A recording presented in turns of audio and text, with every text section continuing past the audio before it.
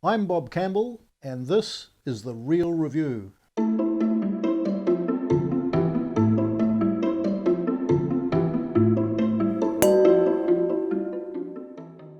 Hello, I'm Bob Campbell, and I'm about to try 2018 Trinity Hill Homage Syrah from Hawke's Bay, and that's got a price tag of $150.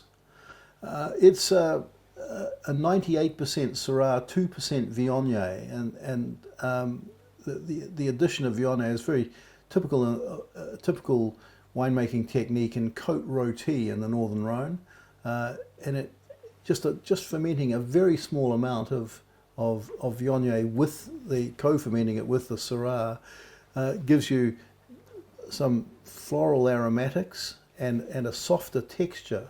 Another Viognier being a white grape, of course, it actually produces a deeper colour by fixing the tannins a little bit more. So it seems kind of counterintuitive to have a small amount of white grapes making a red wine even deeper. So there we go. 25% whole bunches are used, and they contribute to freshness, aromatics, and structure. I know in the past Trinity Hill have used up to 100% whole bunches, and I think that's produced some very interesting and obviously long-lived wines. But to me, that might be going a step too far. This I recall as being, to me, it was seemed like a good amount. It's had 14 months in new and older of French oak, plus larger 5,000 litre ovals, not to overdo the oak thing, so just to get a little bit of barrel maturation without lots of oak flavour. The homage in the name of the wine, in the brand, relates to vines that were given by Gerard Jabelet to one of the owners at the time, John Hancock, after he did a vintage there, and they became quite good friends. And Gerard died in 1997, quite young. I think he was only 55, and the homage cuttings were planted in 2001. But it's a kind of a nice testament to a generous deed by a very charming man. Let's try the wine now.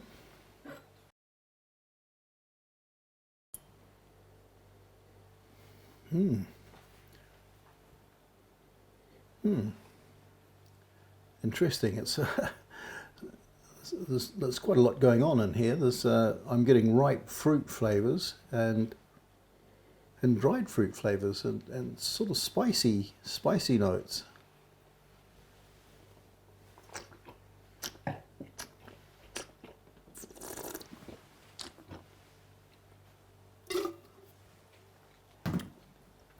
What a lovely wine. It's a combination of it's not a blockbuster, and it's not a light, elegant sort of wine. It's something between the two of those extremes. Delicious now. It's 2018. The 18 vintage was not. I think that it was fairly talked up in Hawke's Bay. I think it was pretty good, but it wasn't a great vintage. But it was just a good vintage, I call that. But that to me suggests a very ripe vintage. Perhaps it's from a number of vineyards, and there may be some gimlet gravels